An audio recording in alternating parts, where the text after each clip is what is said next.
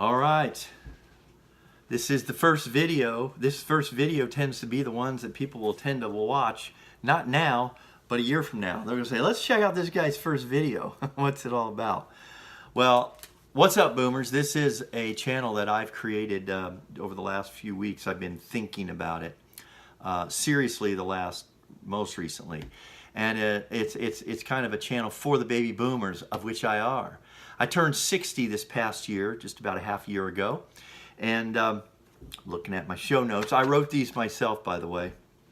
And so I turned 60. I had my third granddaughter. I just celebrated her 1-year birthday here a little over a month ago. I've got the fourth granddaughter on the way.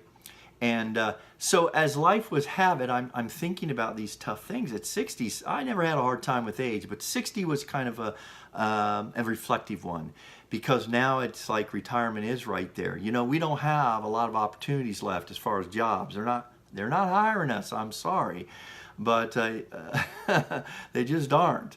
And so the jobs are limited if we need to continue to work. And most of all, I'm part of that group that I'm not ready financially for retirement. I'm part of that group that I don't have enough money. And it's not really because of not planning or frivolous spending, although there was a little bit of that years ago. Didn't need that brand new Jeep 40 years ago. I was a school teacher, number one. I mean, we all have no matter what, we've all had our opportunities to save for this day, and then here it is. And how many of us are really ready to do that? According to statistics, about 98% of us cannot retire and continue the current lifestyles we have, and some of us just have Social Security.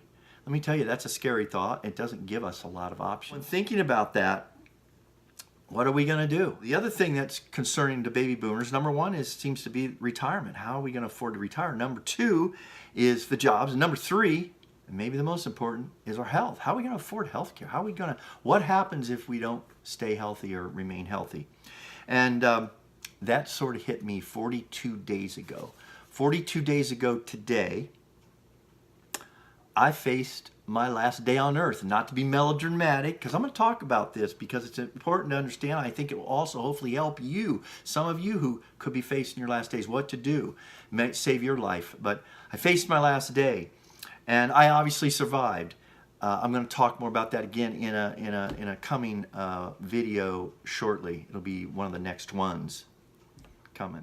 I realized that going forward, I need to live life differently in some ways. I kind of knew that going before, and so this journey I talk about, the journey to retirement, is something that I face now in a little bit different, quite a bit different paradigm and perspective because of what happened 42 days ago, but also because it's my reality now.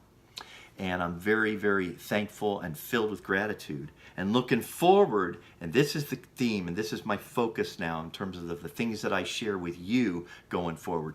That the best days of our lives can be, and I expect it to be, in the final days of our lives. So we've lived this much. We've probably got this much left, whatever that means for us. Could be days, weeks, months, or years, maybe a few decades, hopefully, for most of us, if we take care of ourselves. I want to share with you that journey. I'm going to share things that I think enrich my life now. And that looks very different, the way I live my life now, than the way I lived my life up to this point. Not in every way, but in many ways.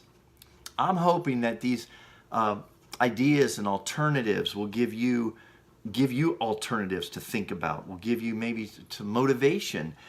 We'll give you some enrichment, and we'll sort of admonish you and encourage you to say, hey, listen, we need to do things differently if we want to have the best days of our lives in the last days of our lives, that last quarter. Not to make a sports metaphor, because I really don't like it, but I kind of still do that, is we're in the final quarter, baby boomers, people that are 50 plus.